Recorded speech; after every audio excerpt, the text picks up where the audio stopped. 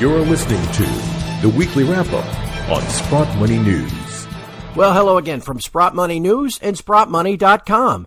It's Friday, December the 27th, the last Friday of the year, and this is your last weekly wrap-up for 2019. I'm your host, Craig Hemke. Joining us this morning is not Eric Sprott. Eric's on vacation this week, so we've got a friend of Eric and a friend of Sprott Money by the name of Bob Thompson. Bob has sat in for Eric before, so it's a pleasure to have him back. He's a senior vice president and portfolio manager with Raymond James in Vancouver. He's also the author of a great book called Stock Market Superstars, Secrets of Canada's Top Stock Pickers, of which obviously Eric Sprott is one of them. Bob, thank you so much for your time this morning. Hey, Craig, it's great to be with you again. Hey, before we get started, I know it's the end of the year, but it's time to start looking ahead to January just a little bit. A lot of folks always look forward to that big Vancouver Resource Investment Conference that is in the middle of January, and Sprott Money's looking forward to it as well. We are jumping right into that, baby. At that conference that's coming on January the 19th and 20th this year, Sprott Money will be hosting a kickoff party on Saturday, January the 18th. If you're going to be at the conference and you're coming in a little early, make sure you join us. You can just keep watching SprottMoney.com for more details on how you can RSVP. We'd love to see you there. Bob, are you going to be at that conference? It's right there in Vancouver, my friend. Hey, I'm right here, and it'll be about 100 steps. I'm looking at the building right now, so yeah, I will certainly be there. It's a great conference. I wouldn't miss it, and I'll sure be stopping by the Sprott Money booth too. Well, I tell you what, my friend, before we move on to 2020, it has been a tremendous week for the metals and the miners, and we've still got a few days left to go in 2019. As we record this on Friday, it's about noon Eastern, and the February gold is trading at $1,518. That's up $37 on the week. That's more than 2%, obviously. And the March silver's trading at $1,803. That's up 78 cents on the week. Bob, I'm sure you've enjoyed watching that this week. What are your thoughts? Hey, it's blown through all these supposed resistance levels that people talk about, the 1,500 psychological and silver at 1,725. So, I think it's good times here, and a lot of people aren't talking about it, and I love that, right? We're right in this week right here, which is normally a pretty good week for the junior gold stocks as well as gold price. And, nobody's talking about this. It's creeping up nicely here. And it would just be great if it went up $10, $15 a day, right? You get these big days and these big drops, and, people are pushing the prices around, and, that's not good for it. I would just like it to just have a sustained bid under that price, and it'd be really good for the sector. I don't think a lot of people realize that since the beginning of 2016, this has been the best sector to be in. Everybody's still focusing on the S&P 500, but this has been the best sector to be in for the last 2 or 3 years. If you look at the bottom at the beginning of 2016, I'm excited. Yeah, absolutely. And, you mentioned a little bit of the seasonality. It is certainly, at least since that bottom in 2015, it seems to be an every year occurrence. We get that tax loss selling season behind us, and that's usually sometime before Christmas. And then these last 5, 6, 7 trading days of the year have been pretty good. It seems like we're seeing that again this year. I'm sure you've probably noticed that. It is, and going into the beginning of the year, I think things will just get better as we go into January. And, when we get into that tax loss selling, you see a lot of these things, the volumes just drop right off, and they go no bid, right? Nobody wants to buy. There's some selling, so it pushes the price down. But once that selling is depleted, all you need is a little bit of a bid, and these things jump up 10, 15%, and we're starting to see that right now in the market. So with the gold price supporting that underneath, and silver, that just adds to it. And we're seeing a lot of green on the screen today, and for the last week, and I think it's going to continue. So, Bob, obviously it's encouraging to see the metals rallying. There's so much talk these days, at least in the last several weeks, several months now, about the U.S. economy getting better, the Fed allegedly being on hold and all this stuff, and people trying to say, oh, yeah, now gold's going to go back down. Instead, here, gold is rallying.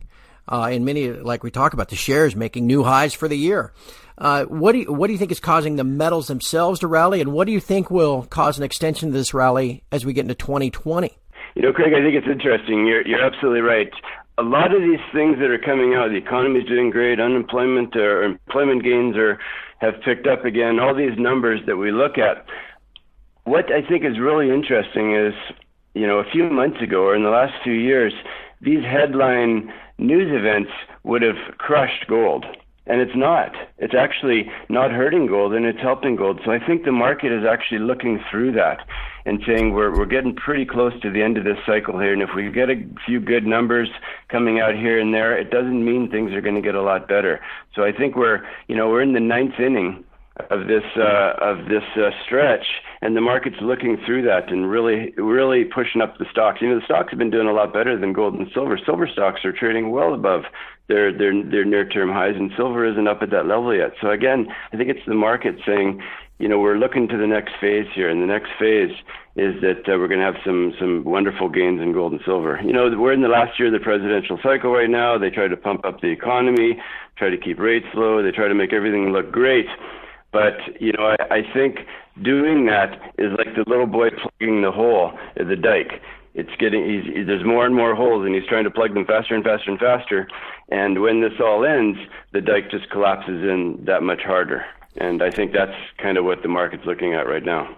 And Bob, into 2020, I remember seeing a report, I don't know, 2 weeks ago. I think Eric and I might have spoken about it last week, from the U.S. Congressional Budget Office. $1.2 trillion annual deficits as far as the eye can see, with no recessions ever forecast to affect revenues. You've got the total Treasury issuance next year that someone's going to have to buy. Obviously, the Fed is monetizing about half of it. Are those some of the factors you think will drive prices next year? Well, yeah, interesting. I was looking at the CBO's economic projections from 2019 to 2029. That's what I do over the holidays. It's really, really fun stuff. But I see that the nominal GDP is expected to basically average almost 4% for the next 10 years, with no recessions along the way.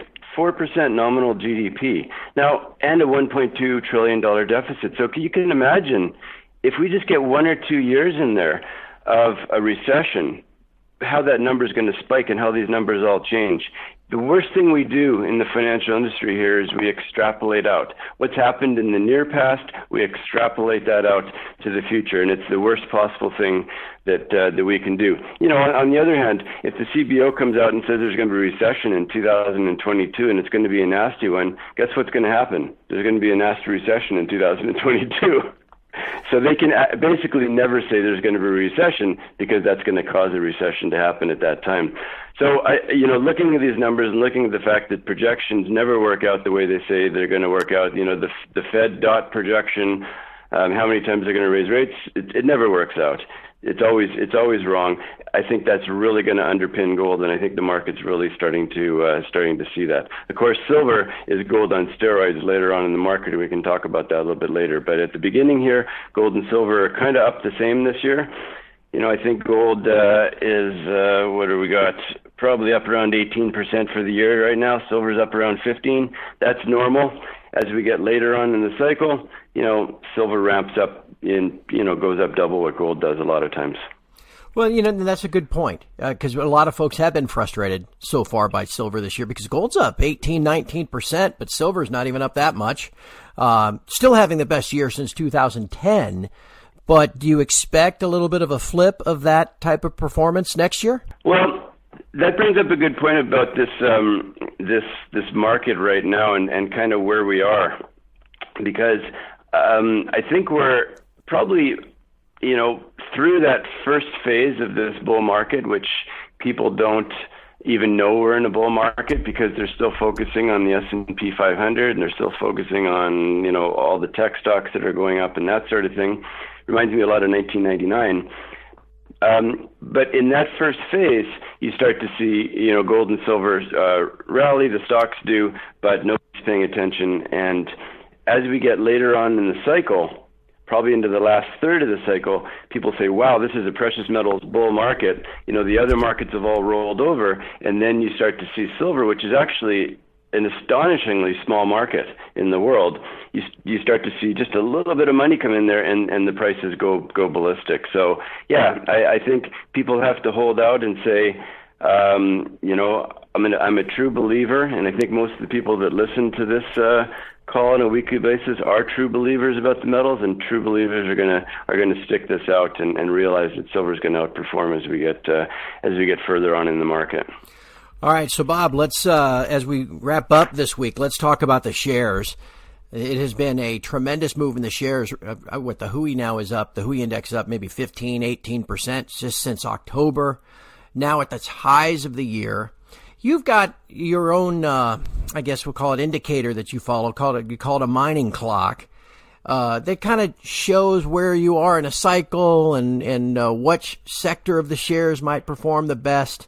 Where do you think we are in that clock right now? Maybe you can explain a little bit about how that works. Yeah, well, I think it's fascinating, and I've mentioned this to a lot of senior people in the mining sector, and very few people have heard of it. I think it actually originated in South Africa, a company that started it there. But I've talked a lot about it because it helps to visualize where we are in the cycle, because this is extremely cyclical. When I did my book and I interviewed Eric said, I love the mining sector. He said, because the lows are so low and the highs are so high, the difference between the highs and the lows is hundreds of percent. And there's no other sector in the world that's like that. Knowing that, it's really important to know where you are in the cycle so we don't do the round trip again. So let's take a look at 1 o'clock on the mining clock. That's usually right after the peak in the market. That's the initial shock. Metals prices start to go down. Companies who had extrapolated out what had happened in the good years start to see, oh my God, things are not working out the way we did. Metals prices are down a lot. We've got leverage on the downside, so they have to start cutting costs. We get to around 3 o'clock on the mining clock, and you get company liquidations. Remember the big companies at the end of 2015, the Glencores of the world, super giants were right on the brink with their debt. They almost went under. So you start to see these liquidations. You start to see companies get rid of assets. You start to see the smart operators come in who have some money they'll buy from the big companies. Dividends cut. You get assets written down. Then we get to 4 o'clock, and the industry recaps. Prices tend to stabilize. Metals prices tend to stabilize. That was probably 2004, 2013, 2014. Into 2015, and you get a recap of the industry. Interestingly, what you first start to see in the sector is the big companies who were in trouble. They don't have a pipeline anymore. If somebody's producing 5 million ounces of gold a year and they have 30 million ounces of reserves, they don't have a company in 6 years unless they go and get some more gold. So you start to see cash takeovers. And we've seen that. We saw that at the beginning of 2016. You start to see some cautious buying, and you start to see a little bit of M&A in the sector. And in the last few weeks, we've really seen, about $7.5 billion of M&A in the sector. A lot of it's cash buyouts. Some of the big ones will be stock buyouts. You see debt start to fall. And then you get down to around 6 o'clock, and I think that's approximately where we are right now, 6 or 6:30 on the mining clock. Up from 12 until 3 is disastrous. That's horrible for the industry. Right around 4 o'clock is the buy time when you should start to buy, and that was 2016. We're around 6:30 right now. And what we haven't seen is a lot of junior IPOs of stocks. That happens around 7 o'clock or 7:30. So that's why I think we're around 6:30. We've seen a tremendous amount of private placements. Some big investors in the country have been buying a lot this year in private placements, but not as far as traditional junior IPOs. We haven't really seen exploration rise to a significant extreme yet. That happens around 8 o'clock. Around 9 o'clock, companies start to increase their debt again, and you start to get paper takeovers of stock. Now, depending upon where you live, here in Canada, we've had a big cannabis rally, right? Cannabis stocks have gone through the roof in the past few years.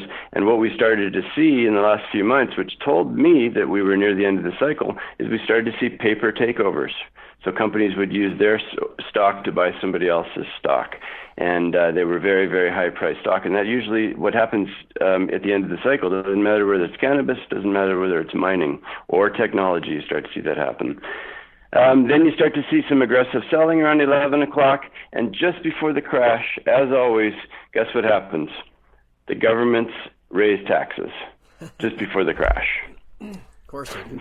Because they see all the money that's been made, all the royalties they've missed out on in the good times, so they raise taxes, which just makes the crash even worse, and here we go with the cycle again. So I think, it's good to know where you are in the cycle, and it's good to good for us to know right now that I think we're still in that first third of the cycle. And if I could just mention something that Eric told me years ago, and I think why he's been so successful. He said, he gave an analogy. He said, you have to be sitting in the room by yourself having a party. And he said, what that means is you're buying lots of stock in an industry that everybody hates for the time being. And he said, that's the only way that you're ever going to get these big gains when they happen with the cycle. And he said, it's an awful lonely place to be sitting in the room having a party by yourself when everybody is partying in the other room. Everybody's partying, buying the tech stocks, buying high-priced S&P 500 companies, etc. But he told me, he said, you got to have your position before everybody decides it's time to party in your room. Because once everybody decides it's time to party in your room, he said the door is awful small to get through, and it's a bloodbath to get through that door, and the prices go through the roof. And he said, that's where you got to be. It's a lonely place, but you got to be by yourself there. And I think, this last 2 or 3 years, you look at the prices, they've been doing well, but it's been a lonely place. And I like to be in lonely places because it means I'm right usually. That's right. That's right. Bob, that's great stuff and extraordinarily valuable information. Anything else on your mind before we wrap up? Not really. All I want to say is, the market's going to try to shake you out a lot of times. And like I said, you got to be a true believer. And if you're a true believer, the market isn't going to make you do unforced errors, right? We had a nice correction in the summer here. A lot of people could have said, who didn't understand the sector, could have said, okay, I'm out. A lot of these stocks are down 20-25%. But if you're a true believer, you're going to be there and you're going to stick with it and understand that we're in a pretty good bull market here, and we're probably in the first third of it. Sounds good to me. Hey, one more thing I'll add too on this end. If you recall, we discussed last week how Eric was the guest for Ask the Expert this month, which you can find at the SprottMoney.com website. And we broke that thing up into 2 parts so we could get as many of your questions answered as possible. The first part was about gold and the gold mining sector. Part 2, which is due to be released at some point later today, December 27th, focuses on silver. And I think if you want to hear some more about the silver miners and a little more about maybe some specific companies in that sector, please check back to SprottMoney.com. Click the Insights tab, and you'll find Ask the Expert there. And give it a listen. There are other great interviews there from Jim Rickards, Nomi Prinz, even Brent Cook last month. So please be sure to check it out. We've been again speaking with Bob Thompson. Bob is Senior Vice President and a Portfolio Manager at Raymond James in Vancouver. Great stuff, Bob. Really, really appreciate it. Thanks again, Craig, and Happy New Year. Happy New Year to you, my friend, and to everyone listening. Happy New Year as well. We look forward to a great 2020. And please be sure to visit SprottMoney.com for all your gold and silver bullion needs. We'll talk to you again next Friday.